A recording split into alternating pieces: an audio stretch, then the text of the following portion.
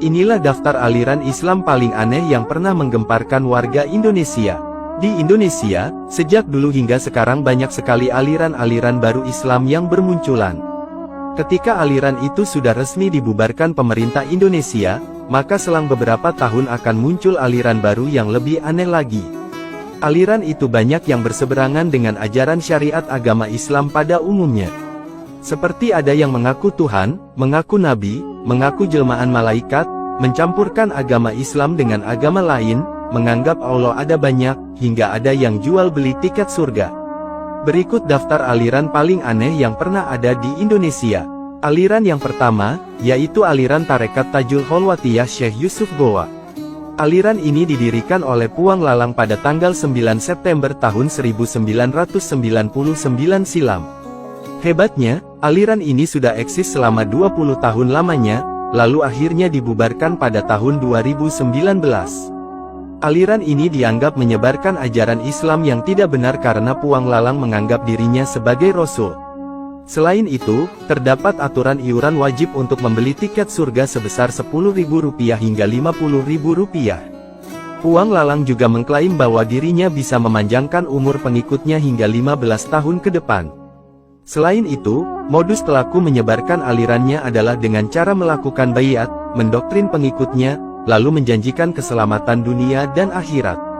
Pihak polisi mengidentifikasi adanya motif upaya mendapatkan keuntungan yang dilakukan Puang Lalang dengan cara jual beli tiket surga yang murah. Tak hanya itu, pengikut ajaran ini juga diwajibkan membayar zakat badan sebesar Rp5.000 per kilogram. Zakat itu dihitung berdasarkan berat badan pengikut. Dana yang terkumpul rupanya dikelola sendiri oleh Puang Lalang alias Maha Guru itu. Majelis Ulama Indonesia lantas mencap aliran ini sebagai aliran yang telah melenceng dari ajaran Islam yang benar. Di antara ajaran Puang Lalang adalah mengakui adanya Allah Pencipta, Allah Mama, Allah Bapa, Allah Iblis, Allah Jin, Allah Syaiton, dan Allah Nafsu. Lalu, adanya kitab suci Al-Quran yang modifikasi, kemudian adanya pemelesetan ayat suci Al-Quran, lalu mengakui Puang sebagai Maha Guru dan Rasul. Aliran ini meyakini bahwa sesungguhnya kebenaran itu tidak ada dalam Al-Quran. Mereka juga meyakini bahwa manusia apabila sudah meninggal dunia, maka ia akan diangkat oleh Allah menjadi Tuhan yang sebenarnya. Aliran Islam paling aneh kedua, adalah Kerajaan Ubur-Ubur. Di tahun 2018, aliran ini sempat bikin heboh warga Serang Banten dan umat Islam di Indonesia pada umumnya. Pasalnya, pendiri aliran ini merupakan pasangan suami istri bernama Rudi dan Aisyah, serta pemimpinnya bernama Nur Halim. Aliran ini menganggap bahwa Ka'bah bukanlah merupakan arah kiblat umat Islam, melainkan tempat penyembahan berhala. Mereka juga mengatakan, bahwa Allah memiliki makam dan Nabi Muhammad memiliki jenis kelamin wanita. Aliran ini benar-benar sungguh meresahkan umat Islam. Selain itu, Aisyah sang pendiri kerajaan Ubur-Ubur ini juga menganggap bahwa dirinya adalah jelmaan dari sosok Ratu Nyi Roro Kidul yang mengakui Al-Quran dan Allah Subhanahu wa Ta'ala, namun menganut agama bernama Sunda Wiwitan. Selain itu, ia juga mengaku bisa mengambil uang dari berbagai lintas negara melalui akses bank-bank di luar negeri. Aliran ini mengadakan pertemuan setiap hari Kamis malam hingga Jumat dini hari. Mendapati penyimpangan ini, Majelis Ulama Indonesia Kota Serang kemudian memutuskan fatwa sesat kepada kelompok penganut aliran ini pada tahun 2018. Aliran Islam paling aneh ketiga, adalah Gavatar atau Gerakan Fajar Nusantara. Aliran ini didirikan oleh Ahmad Musadek. Aliran ini berasal dari Kabupaten Mempawah Timur Kalimantan Barat. Isi ajaran ini diantaranya menggabungkan ajaran agama samawi diantaranya ajaran Islam, Kristen, dan Yahudi. Ahmad Musadek sang pendiri juga mengaku bahwa dirinya adalah Mesis dan Nabi baru yang bernama Al-Masih Al-Maud. Ajaran Gerakan Fajar Nusantara ini meneruskan ajaran sebelumnya yang bernama Al-Qiyadah Al-Islamiyah.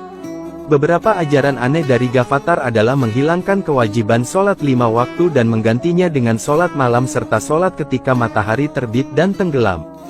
Kemudian, ajaran ini juga mengganti kalimat syahadat, mengabaikan puasa wajib, dan membayar nominal tertentu pada Ahmad Musadek agar bisa menebus dosa. Ajaran Gerakan Gavatar ini telah menyebar luas yang terdiri dari 34 dewan pimpinan daerah yang tersebar dari Aceh hingga Papua. Karena aliran ini meresahkan, maka Majelis Ulama Indonesia menyatakan aliran ini sesat pada tahun 2016. Aliran paling aneh keempat, adalah aliran Salamullah Komunitas Eden. Dahulu, wanita bernama Lia Eden atau Lia Aminuddin sempat menggegerkan Indonesia pada 1997 setelah mengakui dirinya sebagai Imam Mahdi penyebar wahyu Tuhan. Namun, ia juga menyatakan dirinya merupakan reinkarnasi Bunda Maria, dan anaknya Ahmad Mukti adalah jelmaan Yesus Kristus. Awalnya, Lia Eden mengajak sekitar 100 orang untuk menjadi pengikutnya. Hingga akhirnya pada Desember tahun 1997, Majelis Ulama Indonesia melarang komunitas Eden karena menyelewengkan ajaran-ajaran agama Islam. Di antara ajaran Salamullah adalah, bahwa sholat dalam dua bahasa adalah sah, mengonsumsi babi halal, mengadakan ritual penyucian diri seperti menggunduli rambut kepala, dan lain sebagainya. Lia Eden pun telah 2 kali masuk penjara yaitu pada tahun 2006 dan 2009 karena kasus penistaan agama. Meskipun begitu, dikabarkan bahwa setelahnya ia masih menganut kepercayaannya tersebut. Tak sampai di situ, pada 2015 ia juga mengeluarkan salah satu pernyataan menghebohkan kepada gubernur dan presiden, yaitu bahwa pesawat UFO akan segera mendarat di Monas, Jakarta. Namun anehnya, pesawat UFO tersebut tidak kunjung landing di Monas. Aliran Islam paling aneh kelima, adalah Satria Piningit Weteng Buwono di Bekasi Timur. Dahulu, aliran ini didirikan oleh Agus Imam Solihin yang mengaku sebagai Tuhan pada tahun 2005-2006 sekaligus Imam Mahdi dan keturunan Presiden Soekarno. Di antara ajaran-ajarannya adalah mengajak pengikutnya meninggalkan sholat dan puasa, serta mengajarkan untuk berhubungan seksual dengan pasangannya secara bersama-sama dengan pengikut lainnya dalam satu ruangan.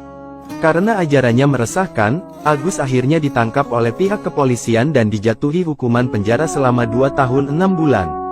Aliran Islam paling aneh keenam, adalah Lembaga Pelaksana Amanah Adat dan Pancasila.